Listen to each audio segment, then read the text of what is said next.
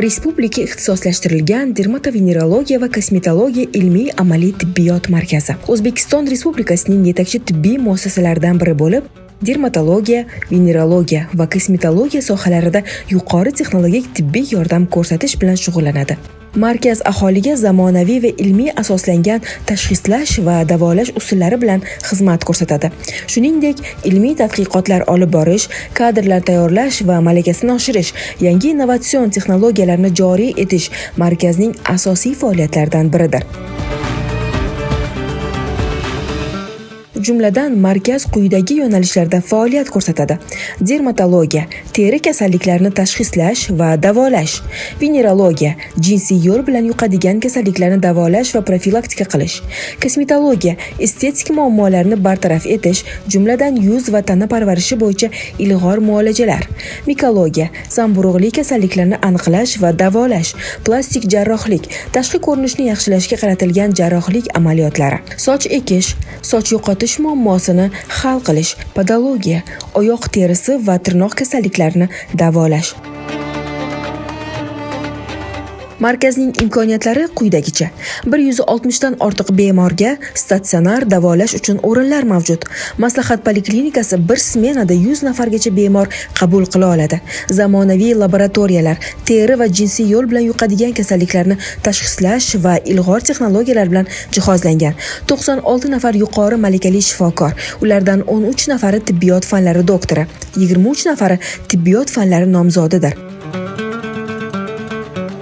Dermatovenerologiya va kosmetologiya markazi quyidagi innovatsion xizmatlarni taklif etadi: vitiligo kasalligida avtomelanotitlarni ko'chirish, terining rang o'zgarishiga qarshi innovatsion usul. Depigment sohasini dermabraziya, ya'ni apparat yordamida dermabraziya qilamiz va shu sohaga keyinchalik o'sha tayyor bo'lgan melanosit hujayralarimizni qo'yamiz va shu sohani maxsus materiallarimiz bor, xirurgik materiallar.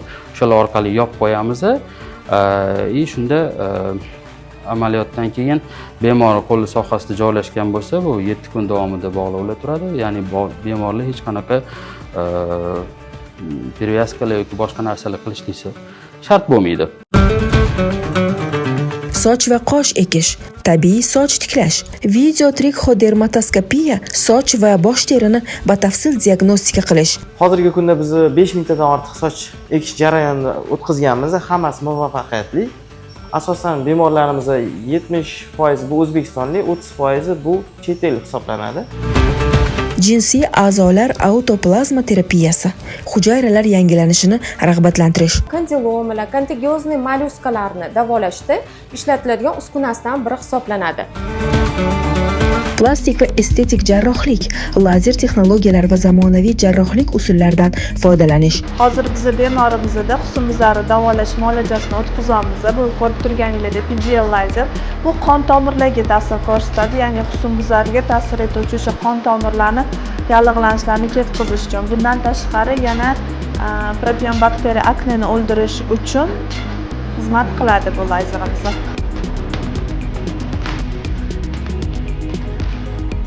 Fizioterapevtik davolash usullari, muolajalar orqali teri kasalliklarini davolash.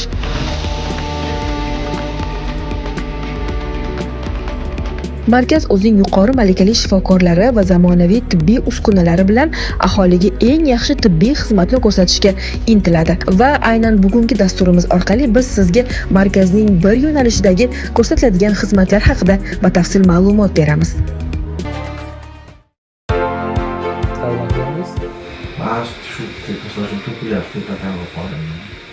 Qachondan beri?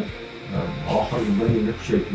Naslda o'zi ota tomonda bormi yoki ona tomonda bormi? Ikkala tomonda ham bor, avvalgimda ham bor, tog'alarimda ham bor. Bu nasldanmi yo noto'g'ri shu shampundanmi yoki boshqa narsadan to'g'rilishini bilmadim. Asosiy kelib chiqishi nasldan bo'ladi. Ya'ni ona tomonidan kimdadir bo'lsa yoki ota tomonidan kimdadir bo'ladigan bo'lsa, sizda ham shu holat kelib chiqishi mumkin. Qobilov Jaloliddin Komiljon o'g'li Respublika dermatovenerologiya va kosmetologiya markazida trixolog shifokor lavozimida ishlaydi. Soch ekish va o'stirish bo'yicha 6 yillik tajribaga ega. Endi kelib chiqishi bu hammada har xil bo'ladi. Aytaylik, siz kuchli stress oldingiz yoki qo'shimcha narkoz nimadir oldingiz, kasallikni kuchaytirib beradi bu narsa. Shundan keyin sizda kasallik ko'rinadi. Endi kasallik boshlandimi, buni davolash, misol dorilar bilan davolasa bo'ladi yoki soch ekib davolasa bo'ladi. Bu dorilar bilan davolasa bo'ladimi? Sizni holatingizda ekish tavsiya qilaman. Siznikida hozir 3-darajali to'kilish, o'zi 7 darajasi bor. Ikkala yon soha, o'rama soha hozir ochilib qolgan. Shu sohalarga ekish kerak bo'ladi.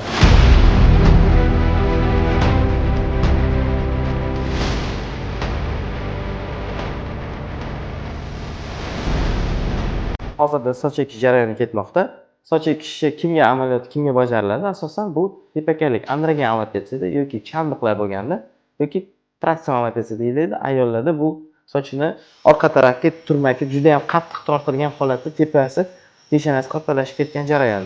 Hozir jarayonimiz ketayotgani bu soch olish, to есть orqa qismidan, ensa sohasidan soch olinadi. Tepa qismiga soch ekiladi. Hozirgi kunda biz 5 mingtadan ortiq soch ekish jarayonini o'tkazganmiz, hammasi muvaffaqiyatli. Asosan bemorlarimiz 70% bu o'zbekistonlik, 30% bu chet el hisoblanadi. Ular albatta kelib, O'zbekistonda yaxshi joylarni aylanib, ko'rib, keyin albatta soch ektirib ketishlari mumkin. Hozirgi kunda ko'p insonlar, chet eldagi insonlar Turkiyada soch ektirishni xohlashadi. Oldinlar borishgan, lekin O'zbekistonga kelgan bemorlarimizdan keyin albatta chet ellik bemorlar juda ham hozirgi kunda ko'paygan. Hozirgi etapimizda soch olish jarayonidan keyin o'zi asosan bu 3 ta etapdan iborat. Orqa qismidagi soch olish jarayoni, bundan keyin esa bemor ag'darilib tepaga qarab yotadi va soch ekiladigan joyga, ensa tepa qismiga teshish jarayoni, to есть o'sha graftlar ochish jarayoni bo'ladi va keyin 3-etapda soch ekish jarayoni bo'ladi. Muolaja mutlaqo og'riqsiz, bemor o'zini hushida, narkoz hech qanaqa bo'lmaydi va bir kunda bajarilib o'tiladi. Ertalab boshlanganda obeddan keyin tugatiladi. Asosan operatsiya jarayoni 6 soatdan 10 soatgacha davom etadi. Bu sochchi sonini ekish jarayonini katta kichikligiga bog'liq. Operatsiyamizni biz hamma yoshda o'tkazishimiz mumkin. Yosh bolalarga o'tkazish mumkinmi deganimizda 12 yoshdan kattaroq bolalarga soch ekish amaliyotini bajarishimiz mumkin. Yosh bolalarga ko'pincha chandiqli, qanaqadir travmalardan keyin bo'ladigan chandiqlar ustiga soch ekib berishimiz mumkin va mutlaqo o'sha kosmetik defektini yopib berishimiz ham mumkin.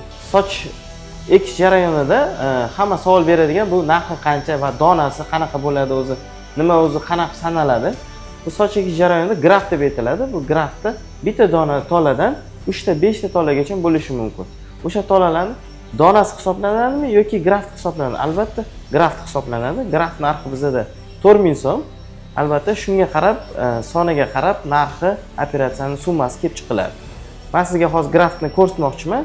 Bu yerda o'tsanglar, mana shu sohada mana graft soch olingan sohalar mana har xil turlari bo'ladi. Bu 3 talik, 4 talik, 2 talik har xil jarayonda buni tashlab sanab boriladi. Orqa sohadan olingan orqa soha siyra bo'lib, xunuk bo'lib qolmaydi. Yo'q, orqa sohadan olinganda umuman soch olingani bilinmaydi. Chunki sochni oralatib olinadi.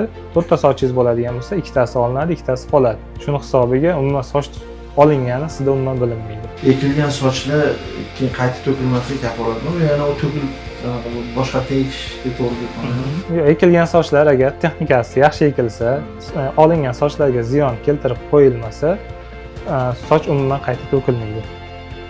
Bu umrbodga doimiy qoladi. Sochni ekilgan. Aha. U qanchada sog'lom soch bo'ladi? Masalan, bemorlar talab bu ketadi. Necha oy ketadi? Soch ekildi, ekilgandan keyin 1 oygacha sochlar o'sadi, keyin to'kilib ketadi. Hamma soch to'kilib ketadi, tagidagi ildizlari qoladi. O'sha ildizlardan 3-4 oy davomida o'sib chiqishni boshlaydi va maksimal 5-6 oydan keyin sochlar o'sha 70% o'sib chiqadi, 1 yilda 100% o'sib chiqadi. Bizning bo'lim dermatokosmetologiyaga qarashli trixologiya bo'limi hisoblanadi. Bizning bo'limda soch kasalliklari va soch ekish bo'yicha mutaxassislar ishlaydi. Hozirgi kunda soch kasalliklaridan tepakallik va o'choqli alopetsiya ko'p uchramoqda. Aynan shunday soch kasalliklari bo'yicha bemorda umumiy tekshiruvdan o'tgan holatda bemor o'sha kasalliklardan kelib chiqib davolash olib boriladi. Hozirgi kunda internet tarmoqlarida ko'p tarqalayotgan, aynan soch kasalligiga sabab bo'ladigan vitamin va gijjalar deb ko'p tarqalmoqda. Aynan bu noto'g'ri ma'lumot hisoblanadi. Aynan soch to'kilishini o'ziga yarasha sabablari bor. Xo'p, sochni ko'rish xuddi o'ziga o'xshagan og'riqsiz bo'ladi. Sochlaringiz tagini ko'radigan bo'lsak, qizarish anchagina kuchli, bosh teringizda kuchli yallig'lanish ketadi hozir. Bu seborrheic dermatit deyiladi. Bunaqa holatda sochlarning ko'p yog'lanishi, ko'p qayzoq bo'lishi, shunaqa holatlar kuzatiladi.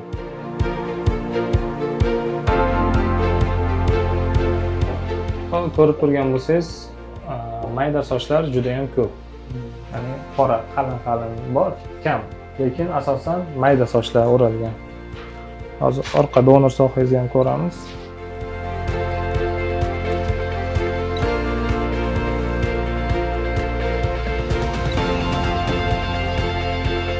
Orqadagi sochlar ko'radigan bo'lsak, asosan hammasi qalin sochlar, hammasi qop-qora rangi.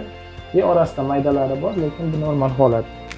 Aynan androgen alopetsiyada orqadagi sochlarga gen ta'sir qilmaydi. Shuni hisobiga orqadagi sochlar to'kilmaydi va shuni hisobiga orqadagi sochlardan olinib, tepa sohaga ekib chiqiladi. Hozir yallig'lanish bo'ldi, shuni davolasa bo'ladimi? Albatta, davolasa bo'ladi. Albatta, ekishdan oldin, soch ekishdan oldin mana shu yallig'lanishlarni yo'qotib, keyin ekilsa, soch ekishda 100% natija beradi. Yog'lanish qanaqa? Tez yoki yog'lanadi, vaqtida yog'lanadi. qanaqa shampun deysiz?